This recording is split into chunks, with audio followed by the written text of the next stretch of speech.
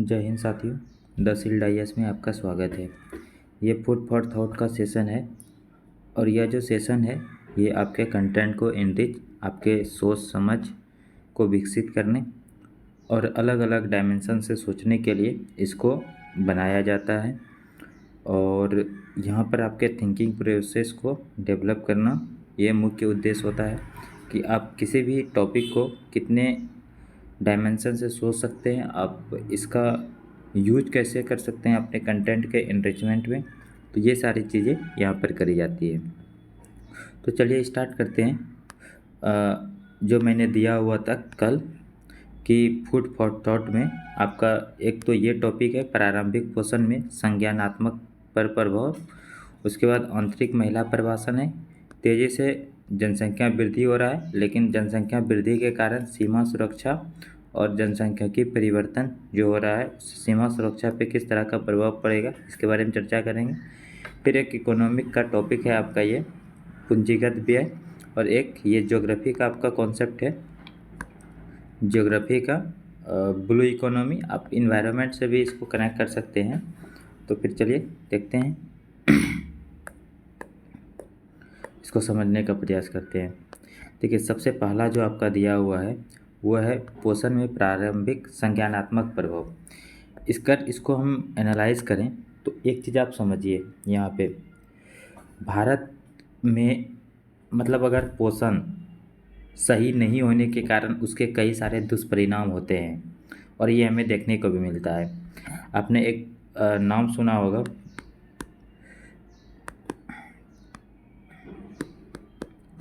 Stunting. ये stunting होता है अगर जो बच्चा है, अगर बच्चों को मतलब बचपन में प्रारंभिक पोषण सही से यानी कि न्यूट्रिशन वाला फूड ना मिले तो बच्चा किस चीज़ को फेसिंग करता है, स्टंटिंग को फेसिंग करता है। और स्टंटिंग जब बच्चा को स्टंटिंग जो है फेसिंग करना पड़ता है तो इसका प्रभाव क्या होता है, अगर प्रारंभिक पोषण अगर सही से नहीं मिल पाता है तो उसका संज्ञानात्मक पर क्या प्रभाव पड़ता है। तो यही एक तो स्टंटिंग होता है। स्टंटिंग होने के बाद क्या होता है कि जो बच्चों के अंदर सीखने या समझने की क्षमता होती है वो क्षमता क्या हो जाती है, कम हो जाती है, विकसित नहीं हो पाता उनका सोचने समझने की क्षमता। और जब ये विकसित नहीं हो पाता है सोचने समझने की क्षमता तो हम लोग इसको बोलते हैं कुपोषण, यानी कि एक तरह से फूड की कमी के कारण क्या हो जाएगा, कुपोषण, है ना। कुपोषण के लिए हालांकि मैं अलग से एक टॉपिक भी दूंगा और उसको अलग अलग डायमेंशन से कनेक्ट करूंगा। अभी मेरा तात्पर्य है आपको कि अगर प्रारंभिक पोषण बच्चों को अगर शुरुआत में अच्छे भोजन ना मिले, न्यूट्रिशन वाला फूड नहीं मिले तो संज्ञानात्मक पर क्या प्रभाव पड़ेगा और उसके कारण पूरा इकोनॉमी पे ओवरऑल क्या प्रभाव पड़ेगा, हमें यहाँ पर वो सिखाने का मकसद है। तो सीखने और समझने की क्षमता कम हो जाती है, यानी कि एक तरह से कुपोषण। और जैसे ही कुपोषण हुआ तो इससे क्या होता है आपका कि जो मतलब कौशल होना चाहिए, जो कौशल उसको सीखना चाहिए वो कौशल वो सीख नहीं पाते, यानी कि स्किल्ड लेबर का एक तरह से आने वाले समय में क्या हो जाएगा, कमी हो जाएगा। और अगर वो कौशल नहीं सीख पाता है तो ये जो जनसंख्या है, जितने बड़ी जनसंख्या ये कुपोषित भोजन से ग्रसित रहेंगे वो जो है बाद में क्या बनेंगे, एक गरीबी का कारण बनेगा, क्योंकि वो स्किल्ड नहीं है, उनके अंदर सोचने समझने की क्षमता नहीं है। तो अब वो ये जो जनसंख्या है वो हमारे लिए क्या बनेगा, एक दबाव बन के हो जाएगा। वो जीडीपी ग्रोथ में भागीदारी नहीं निभाएगा, अनएम्प्लॉयमेंट को जनरेट देगा। ठीक है, तो ये चीज़ें आपको यहाँ पर समझना है कि पोषण का अगर बच्चों में सही से पोषण नहीं होता है एक सही उम्र में तो उसके क्या आगे चल के परिणाम हो सकते हैं। चलिए, इसके अलावा और अगर आपको देखा जाए यहाँ पर, आप यहाँ पर समझें कि इसीलिए इस चीज़ को समाप्त करने के लिए भारत सरकार एनईपी मतलब क्या हुआ, नेशनल एजुकेशन पॉलिसी 2020 ये लाया। और इनका मकसद क्या है, इनका मकसद है ये जो प्रारंभिक पोषण का संज्ञानात्मक पर प्रभाव पड़ रहा है, नकारात्मक प्रभाव, उसको क्या करना है, ख़त्म करना है। कैसे ख़त्म करेगा, तो इस एनईपी का मतलब है कि फाउंडेशन को क्या करना है, स्ट्रॉन्ग करना है। फाउंडेशन स्ट्रॉन्ग करेंगे तो उसके ऊपर जो पिलर है वो क्या होगा, अपने आप मजबूत हो जाएगा। तो यहाँ पर ये ध्यान में रखना है, ठीक है। और मजबूत होगा तो फिर ये स्किल लेबर होकर के तैयार होगा, और स्किल लेबर मार्केट के डिमांड के अकॉर्डिंग होगा। वो अपना एक तरह से आप बोल सकते हैं कि जीडीपी में कंट्रीब्यूशन करेगा, और लोगों के पास अगर पैसा आएगा तो वो एक अच्छा कंज्यूमर बनेगा तो निवेश वगैरह इस तरह से जो कॉरपोरेट जगत के इंडस्ट्री है वो क्या करेंगे, एक तरह से ज़्यादा सेटअप करेंगे, ज़्यादा उत्पाद करेंगे, है ना, उसका कंजप्शन भी होगा। तो इस तरह से एक साइकिल क्रिएट होगा और जीडीपी हमारा क्या करेगा, ग्रो करेगा। दूसरा, अब भारत सरकार ने क्या इस चीज़ को, इस स्टंटिंग को, ये जो पोषण का प्रभाव संज्ञानात्मक पर प्रभाव पड़ता है, इसको ख़त्म करने के लिए का कोई उपाय क्या हुआ है सरकार ने क्या? हाँ, तो सरकार ने जैसे पोषण अभियान चलाया हुआ है, पोषण अभियान, उसके बाद ICDS अभियान चलाया हुआ है, माँ अभियान चलाया हुआ है ना।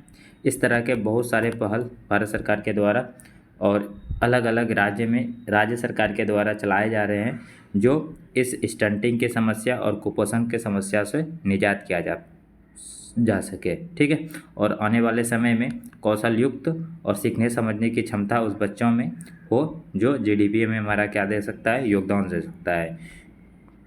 आई थिंक ये वाला टॉपिक क्लियर हो गया होगा। अगर देखिए कोई चीज़ अगर समझ में ना आए तो आप कमेंट में बता दीजिएगा, मैं उसको वहीं पर आपको एक्सप्लेन कर दूंगा, ठीक है, जिस पॉइंट को। लेकिन हालांकि मैं खुद समझा हुआ हूँ तो मुझे लगता है कि जब मैं बता रहा हूँ तो ये चीज़ें आप तक भी बहुत अच्छे तरीके से संप्रेषित हो रही है और आप भी इसे समझने और सीखने में तत्पर होंगे। तो चलिए, इसके बाद जो हमारा दूसरा टॉपिक है वो है आंतरिक महिला प्रवासन का। आंतरिक महिला प्रवासन क्या है, ये समझिए कि महिला का प्रवासन, आंतरिक में किसका, महिला का प्रवासन। देखिए आप यहाँ पर एक चीज़ समझिए कि आंतरिक महिला प्रवासन में, प्रवासन पहले ये समझ लीजिए क्या होता है प्रवासन। प्रवासन तो देखिए दो तरह का होता है, एक होता है आंतरिक होता है, एक होता है आंतरिक, एक होता है बाह्य, ठीक है। बाह्य कब बोलेंगे, जब भारत से कोई व्यक्ति मतलब भारत को छोड़ करके दूसरे देश में जा कर के बसने लगे तो उसको हम लोग बाह्य प्रवासन बोलते हैं। आंतरिक क्या बोलते हैं, आंतरिक प्रवासन उसको बोलेंगे जब अपने देश के भीतर ही क्या हो रहा है, प्रवासन हो रहा है, एक जगह से दूसरे जगह जा कर के रह रहा है, उसको हम लोग क्या बोलते हैं, आंतरिक प्रवासन, ठीक है। तो ये आपको डिफिनेशन समझ में आ गया। अब महिला का क्यों, मतलब यहाँ पर महिला के लिए क्यों बोला गया है, महिला के लिए इसलिए, और महिलाओं का प्रवासन क्यों हो रहा है, तो एक रिपोर्ट के अनुसार माना जाता है कि सबसे अधिक अगर गांव में सर्वेक्षण के अकॉर्डिंग पता चला है, सबसे अधिक अगर गांव में महिला का प्रवासन होता है तो उसका जो सबसे बड़ा कारण है वो क्या है, विवाह है। और ये विवाह के कारण क्या होते हैं, इनका प्रवासन होता है, ठीक है। तो प्रवासन के बहुत सारे कारण होते हैं। तो अब प्रवासन के कौन कौन से कारण होते हैं, चलिए इसको समझते हैं। एक तो मैंने आपको बता दिया विवाह, कि महिलाओं लड़कियों की जब शादी होती है तो उनको अपना घर छोड़ करके दूसरों के घर जाना पड़ता है, अपना सब कुछ छोड़ करके। तो ये भी एक प्रवासन का ही भाग है, जो हमारे रीति रिवाज या संस्कृति का ही एक तरह से बोल सकते हैं कि देन है, ठीक है। फिर कुछ सामाजिक कारण होते हैं, और कौन सा हो सकता है, स्टैंडर्ड लाइफ को लेकर के हो सकता है, और कैसा, रोजगार को लेकर के हो सकता है। ये सब यानी कि अगर इसको और अच्छे से दो तरीके से कैटेगराइज करें तो एक होता है पुल फैक्टर, एक होता है पुश फैक्टर, ठीक है। कुछ ऐसे कारक होते हैं जो आपको आकर्षित करते हैं प्रवासन करने के लिए, और कुछ ऐसे कारण होते हैं जो क्या होते हैं कि आपको ज़बरदस्ती वहाँ से प्रवासन करने के लिए आपको बाध्यकारी बनाते हैं। फॉर एग्जांपल के लिए मान लीजिए आप किसी ऐसे स्थान पर रह रहे हैं जहाँ पर फूड की समस्या, पानी की समस्या है, अच्छा स्वास्थ्य नहीं मिल रहा है, अच्छी स्कूल नहीं है, इस तरह की कई सारे हैं, तो ठीक है। या फिर मान लीजिए वहाँ पर एक तरह से मान लीजिए कि आपदा आते रहता है, आप जिस क्षेत्र में हो, सूखा, ये सब, तो ये सब क्या हुआ, पुश, ये आपको पुश कर रहा है कि आप उस एरिया को छोड़ करके दूसरे जगह पर प्रवास कर जाइए, ठीक है। उसको हम लोग बोलते हैं पुश। अब पुल क्या होता है, तो जहाँ पर आपको रोज़गार मिले, आप ऐसे जगह जाना पसंद करें, एजुकेशन सिस्टम अच्छा हो, हेल्थ केयर अच्छा हो, तो ये सब क्या होता है, पुल फैक्टर है, ठीक है। यानी कि आर्थिक, सांस्कृतिक, प्राकृतिक आपदा, ये सब कारण बनते हैं किसका, तो प्रवासन का। और नीति आयोग ने इसके ऊपर क्या बोलते हैं कि टिप्पणी भी करी हुई है। तो एक कॉन्सेप्ट भी आता है कि अब हमें क्या करना पड़ेगा, ग्रामीणीकरण करना पड़ेगा, ठीक है। तो ग्रामीणीकरण पे एक टॉपिक मैं अलग से दूंगा, फिर जो है उसके बारे में भी बहुत अच्छे से डिटेल से चर्चा करेंगे। आई थिंक आपको ये समझ में आ गया होगा कि सबसे अधिक प्रवासन भी, अगर आंतरिक प्रवासन में कौन सा होता है, महिला प्रवासन एक बड़ी समस्या बन के उभरा हुआ है। और दूसरा कुछ पुल फैक्टर और कुछ पुश फैक्टर भी होते हैं प्रवासन के लिए, और जिसमें सामाजिक, राजनीतिक, आर्थिक ये सब कारण, प्राकृतिक आपदा ये भी एक कारण बनते हैं प्रवासन के लिए। चलिए, जो नेक्स्ट है आपका, तेज़ी से जनसंख्या में वृद्धि। अब देखिए, तेज़ी से जनसंख्या में तो वृद्धि हो रहा है, लेकिन इन तेज़ी से जनसंख्या में वृद्धि के कारण किस तरह की चुनौतियां उत्पन्न हो रहा है, सीमा सुरक्षा पे इसका क्या प्रभाव है, ठीक है।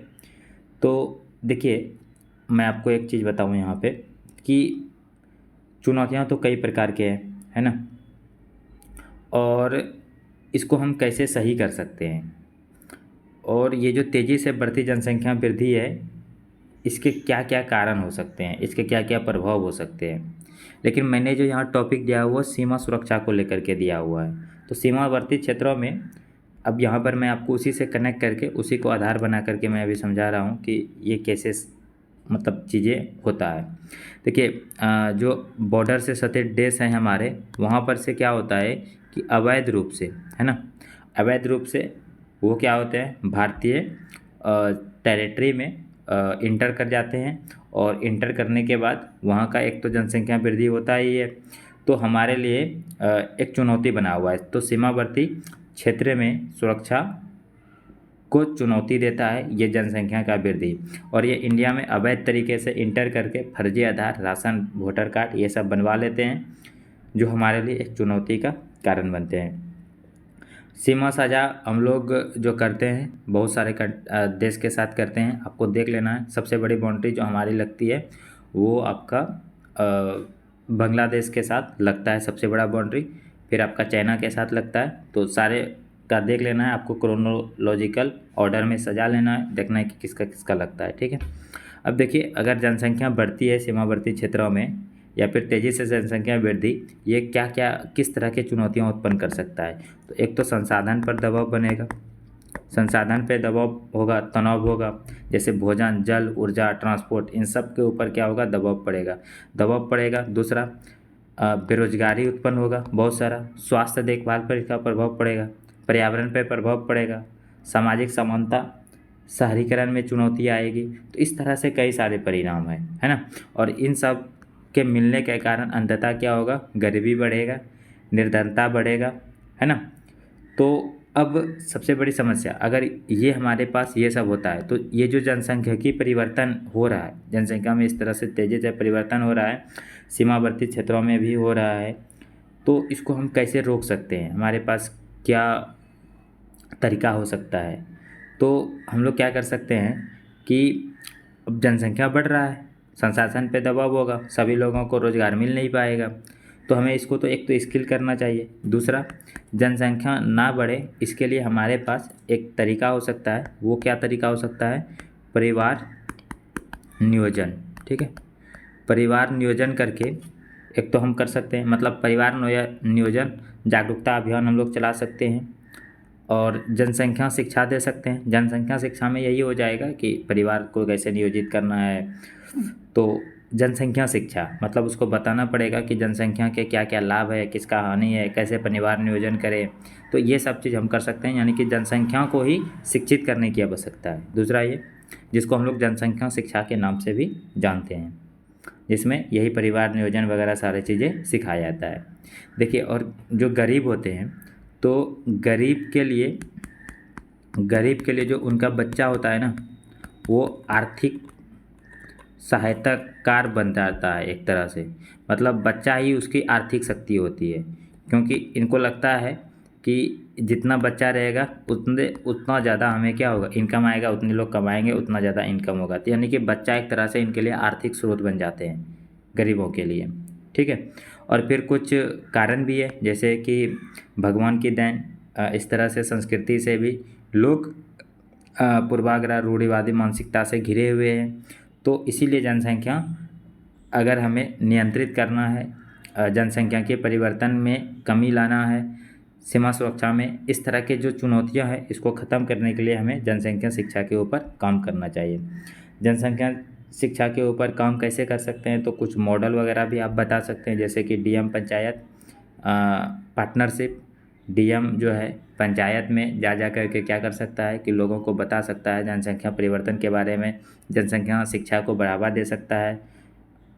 इस तरह से कुछ स्कीम चला करके जो है इसको तेज़ी से वृद्धि जनसंख्या का हम लाभ उठा सकते हैं। फिर स्किल वगैरह तो वो है ही, है ना। और जो ये चुनौती था वो मैंने आपको बता दिया, और इसके जो कैसे ख़त्म कर सकते हैं और इसके कारण क्या क्या उत्पन्न होगा वो भी मैंने बता दिया, ठीक है।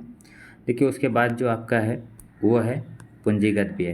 पूंजीगत व्यय किसको बोलते हैं, तो भौतिक संपत्ति पर जब सरकार खर्च करती है, यानी कि एक तरह से मशीन बना रही है, रोड पे खर्च कर रही है, प्रौद्योगिकी पे खर्च कर रही है, बुनियादी ढांचा पे खर्च कर रही है, और जो दीर्घकालिक विकास होता है ना, उसको हम लोग बोलते हैं पूंजीगत व्यय। यहाँ पर समझिएगा, इसको एक और नाम से जानते हैं कैपेक्स, ठीक है, कैपेक्स के नाम से भी जानते हैं। और दीर्घकालिक विकास के लिए कैपेक्स क्या होता है, कैपेक्स पे खर्च करना बहुत ज़्यादा ज़रूरी होता है। तो याद रखिएगा, भौतिक संपत्ति पर खर्च की गई राशि या व्यय जो होता है उसी को हम लोग क्या बोलते हैं, पूंजीगत व्यय बोलते हैं।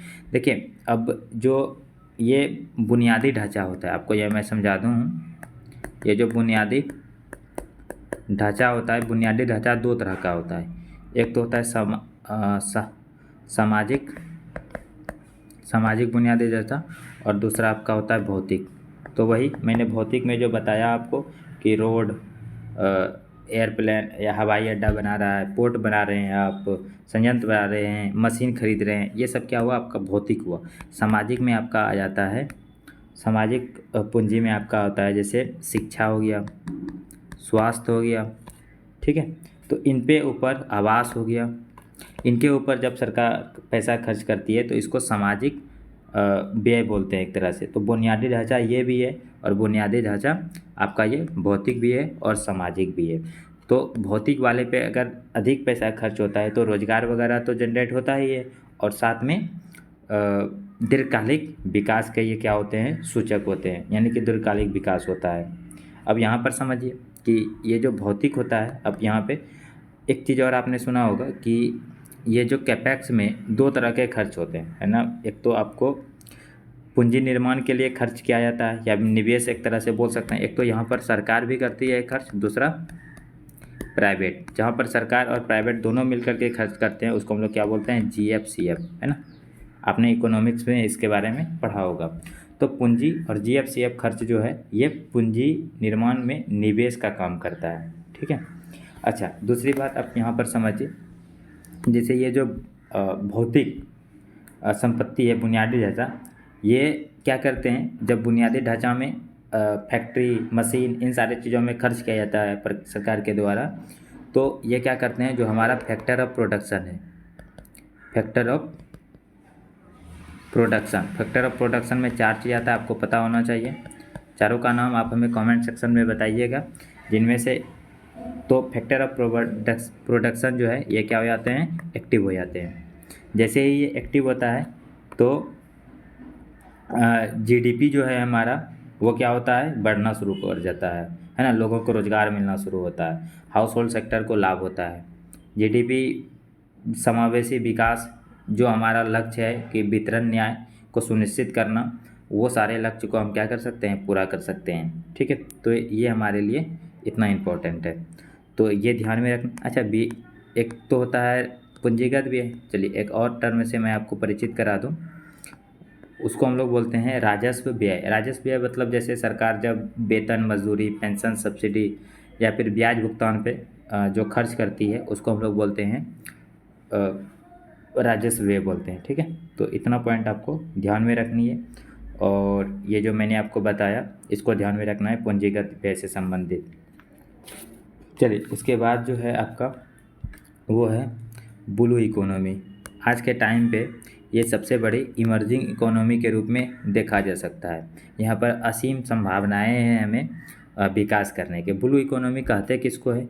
और ब्लू इकोनॉमी यहाँ पर मैंने 2.0 लिखा हुआ है, ठीक है। इसका मतलब क्या हुआ कि जो समुद्री संसाधन है उसका उपयोग को सुनिश्चित करना, उसके संसाधन को उपयोग करना और जीडीपी को बढ़ाना, आर्थिक विकास करना, संसाधनों तक पहुंच बनाना और साथ में सामुद्रिक पारिस्थितिक तंत्र को बिना नुकसान पहुंचाए हम क्या कर सकते हैं, वहाँ के संसाधनों का जो दोहन करते हैं, उनका जो उपयोग करते हैं समृद्ध तरीके से, उसको हम लोग बोलते हैं समुद्री संसाधन।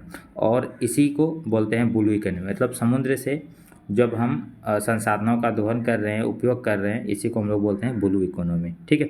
अगर ब्लू इकोनॉमी की तरफ ध्यान देते हैं तो आपको पता होना चाहिए कि समुद्र में अभी भी कई प्रकार के संसाधन है। तेल है आपका, ऊर्जा सिक्योरिटी को आपको वो पूरा कर सकता है। बहुत सारे क्रिटिकल जो एलिमेंट है वो वहाँ से आते हैं, है ना। तो इस तरह के बहुत सारे चीज़ें हैं जो कि आप वहाँ पर कर सकते हैं, जहाँ से वो संसाधन को आप प्राप्त कर सकते हैं और उन संसाधनों से आप रोजगार में वृद्धि कर सकते हैं, है ना। फिर और क्या कर सकते हैं, रोजगार में वृद्धि हुआ तो आपका जीडीपी अपने आप क्या करेगा, ग्रो करेगा, क्योंकि लोगों के पास पैसा जाएगा तो वो खरीदेगा, है ना। तो ये चीज़ें आपको ध्यान में रखनी है, ब्लू इकोनॉमी क्या होता है। और ब्लू इकोनॉमी को बढ़ाने के लिए हम लोग जैसे तटीय क्षेत्र के आसपास झींगा पालन, मछली पालन, तट के आसपास हम लोग ये सारे इस तरह की खेती कर सकते हैं। नदी और समुद्र जहाँ पर पानी, नदी और समुद्र का पानी जहाँ पर मिलता है उसको तटीय क्षेत्र, वहाँ पर हम लोग जल कृषि, इस तरह के तटीय जल कृषि कर सकते हैं, ठीक है। फिर भारत सरकार ने जो है इसको एक तरह से प्रमोट करने के लिए कई सारे प्रोजेक्ट भी चलाए हुए हैं, जैसे सागरमाला प्रोजेक्ट हो गया, डीप ओशन एक मिशन चलाया हुआ है, डीप मिशन, अर्थ डीप मिशन इस तरह से है, क्या नाम था, तो इस तरह के कुछ नाम था, वो अभी मुझे याद नहीं आ रहा है, मैं कमेंट सेक्शन में लिख दूंगा, ठीक है। और पोर्ट लेड डेवलपमेंट, इस तरह से कई सारे काम कर रहे हैं भारत सरकार, जो ब्लू इकोनॉमी को क्या करेगा, प्रमोट करेगा। और ब्लू इकोनॉमी सिर्फ प्रमोट नहीं करेगा, उससे हमें संसाधनों पर जो दूसरे देश पे निर्भरता है वो भी हमारी ख़त्म होगी और हमारे अर्थव्यवस्था भी क्या करेगी, बूम बूम करेगी। तो आई थिंक आपको ये सारी बातें समझ में आ गया होगा जो मुझे समझाना था, और ये आपके कंटेंट को इंग्लिश सोचने समझने की क्षमता को ज़रूर बढ़ाएगा। तो जय हिंद दोस्तों, इसी के साथ हम अपने लेक्चर को समाप्त करते हैं और आने वाले समय में इस तरह के कई सारे और टॉपिक पे चर्चा करेंगे। अभी मेरा एक विचार है कि मैं एक डेप्थ एनालिसिस टॉपिक लाऊं, जैसे किसी एक टॉपिक को एक ही टॉपिक को ले और उसके ऊपर 10 से 15 मिनट कम से कम चर्चा करूं, ताकि एक फुल एनालिसिस के साथ उस पर विचार किया जा सके। अभी वो उसके ऊपर मैं काम कर रहा हूं, जैसे ही कुछ टॉपिक तैयार हो जाएगा तो फिर मैं एक एक करके उस पर डालते रहूँगा, ठीक है। चलिए इसी के साथ लेक्चर समाप्त करते हैं। जय हिंद।